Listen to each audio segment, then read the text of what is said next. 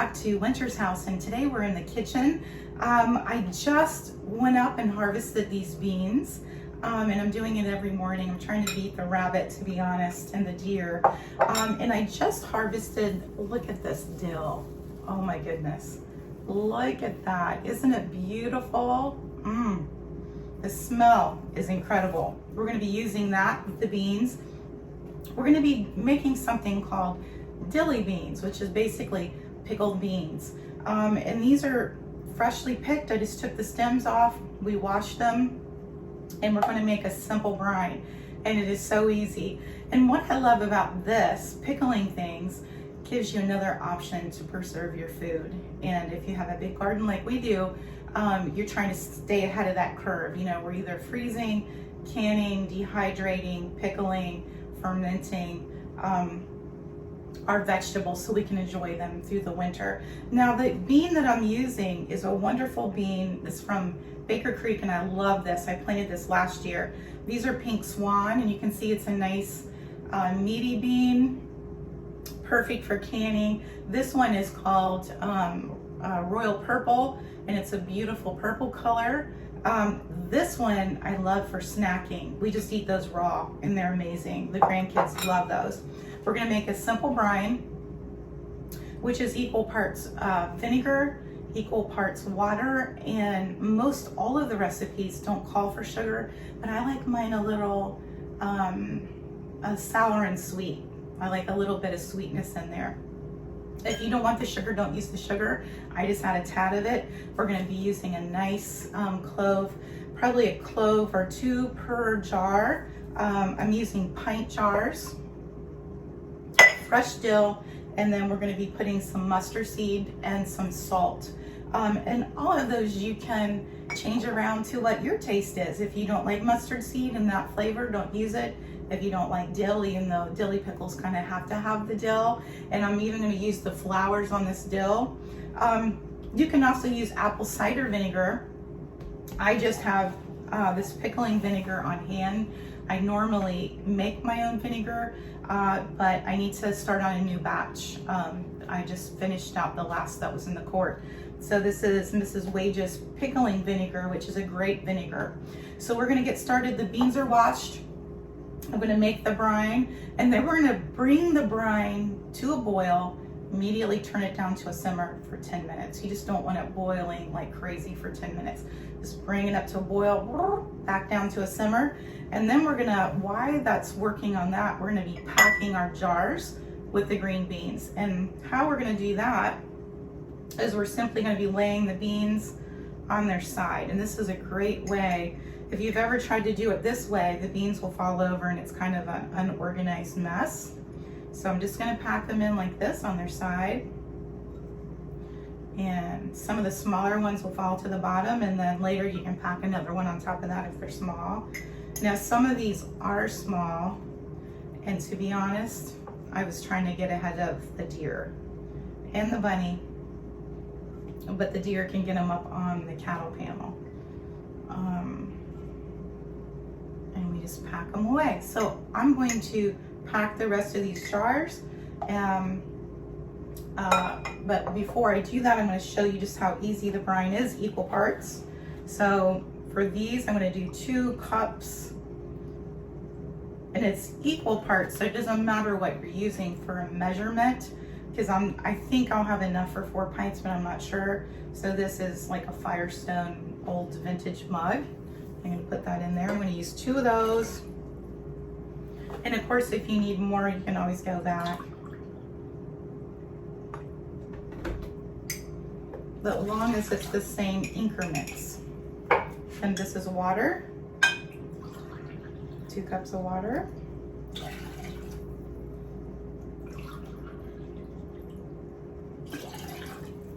And I'm going to use a little bit of mustard seed, just like a little tiny handful, maybe a little bit, about like that.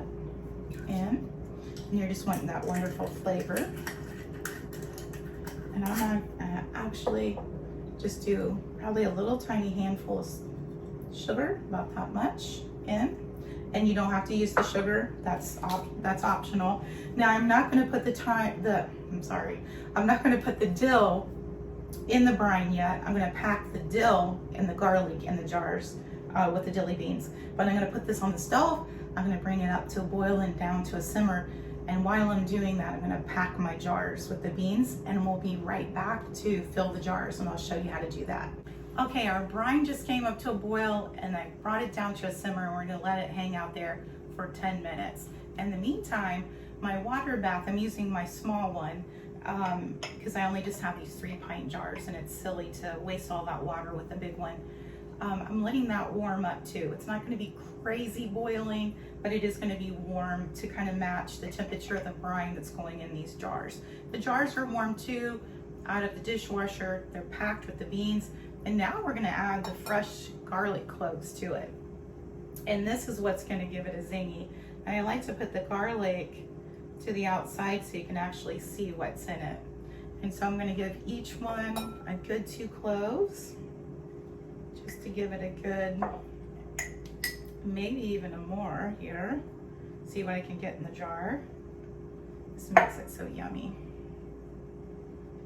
These are really wonderful, and they make great gifts too.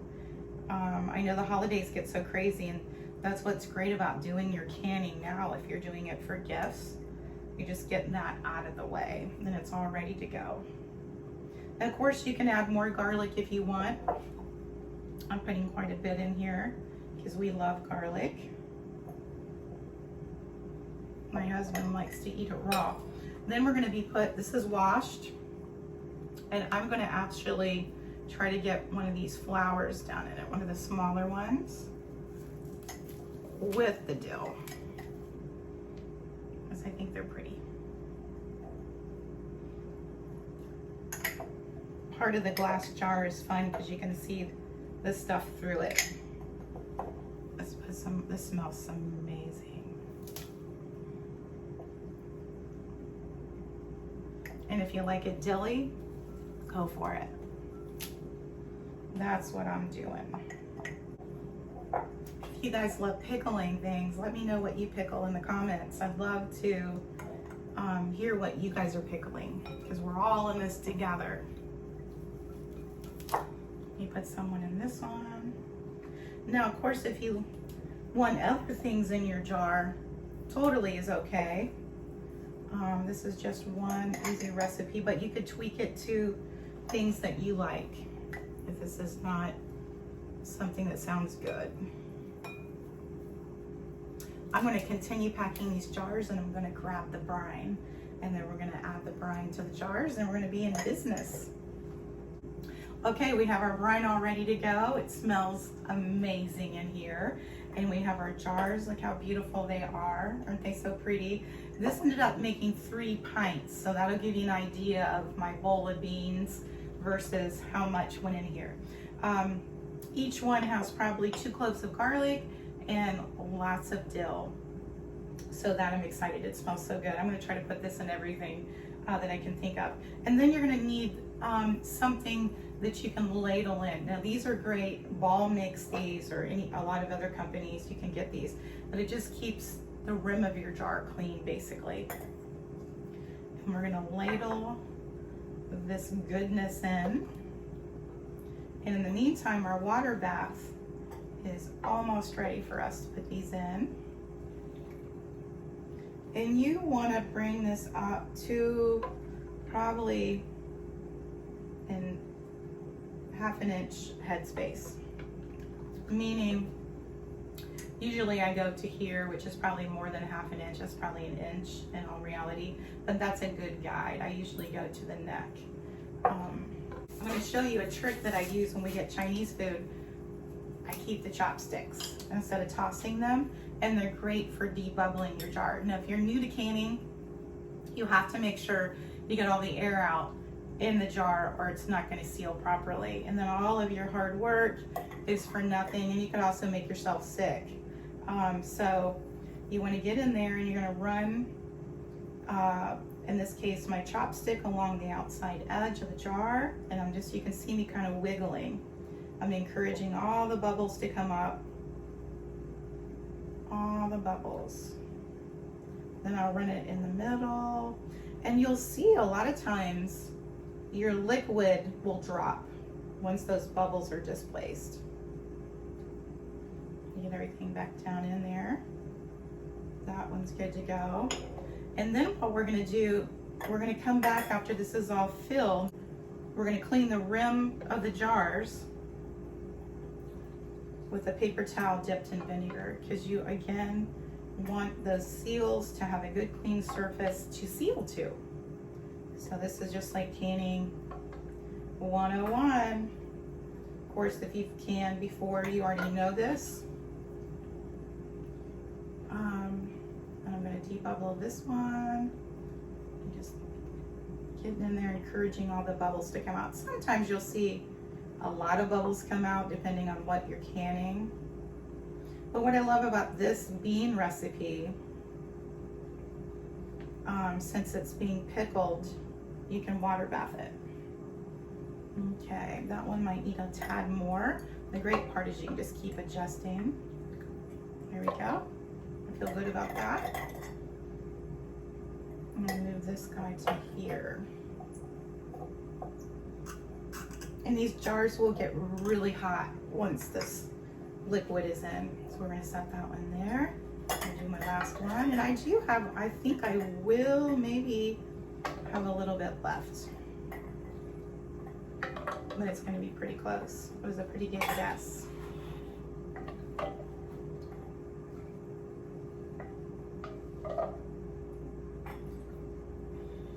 have just enough. Just enough.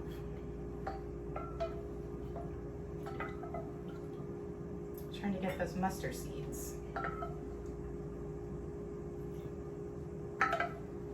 I love to pickle things. I think it's a good answer to a big harvest. Okay, I'm gonna go in here again. Debubble. Again, these jars get really hot. I kind of have asbestos hands from cooking all these years. Just touching hot stuff. And you want to make sure everything's down below your headspace, because you're going to need that headspace for a good seal. That needs a little bit more.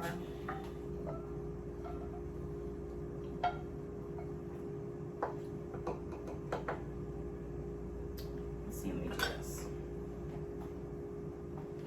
These copper pot handles get hot.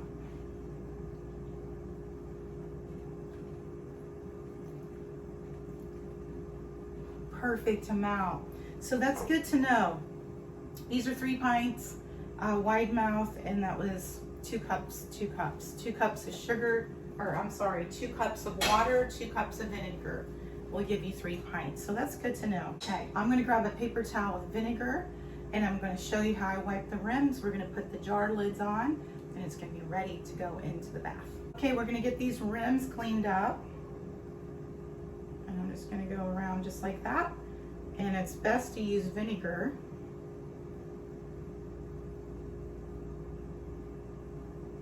And then why my seal, now Ball doesn't mandate that you put these in water anymore. You can just put them directly on clean. And you're gonna put the ring on finger tight. Don't torque the lids because they won't be able to seal properly. Okay, let me clean this one. Canning really is fun, and I think it gives you the freedom to have fresh food at your fingertips anytime.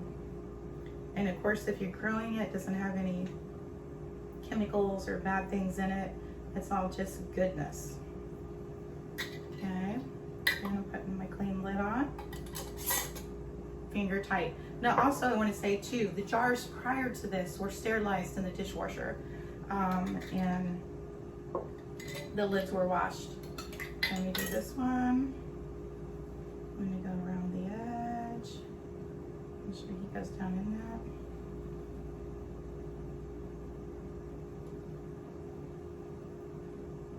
And if you're canning, you never want to miss a proper step.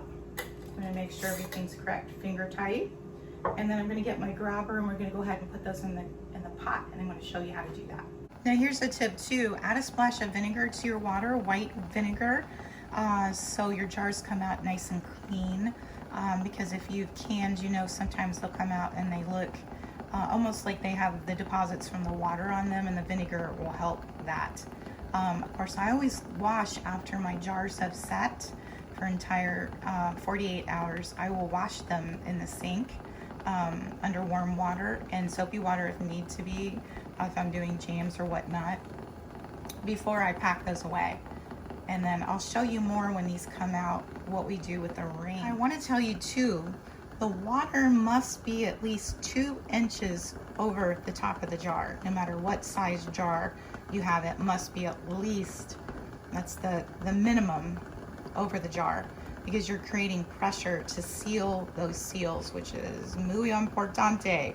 You gotta get the pressure in there. And so water bathing is great.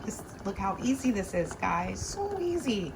Just in a matter of 10 minutes, you'll have pickled dilly beans. Come on. Timer just went off. And I just hesitated just a little bit. I'm gonna get my tongs. These are kind of a must. If you need anything for canning, it would be these for sure. And look how absolutely beautiful that looks. And so I'm just gonna bring them over here, and you'll see that I'm setting them on my towel. And I'm gonna do all 3 of those. Okay, so I'm gonna let this baby set untouched for 24 to 48 hours. You can see that it's still bubbling on the inside, and these are starting to ping inside. I gotta go get the other 2. You'll start hearing them go ping, and this one might do it here while we're looking at it. That's the jar sealing. Now, once it's sealed, you know, 2 days later, 1 day later, you take this ring off. You'll wash it. I usually wash it, and then I'll take the ring off. You never want to store them with the rings. The ring's job is really only for processing.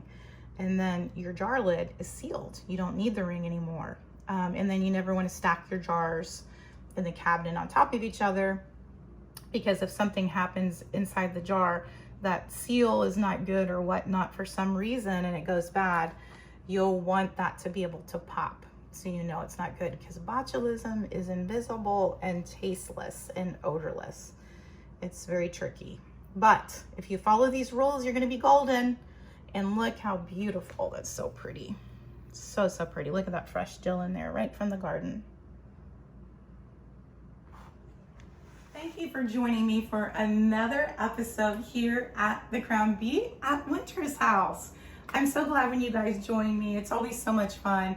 And today we got to hang out all afternoon in the kitchen, and I love that. I wish you were here in person. Maybe one day, maybe one day. You guys take care, have the best summer ever, and I'm sending you a mountain of love. Love you guys, bye.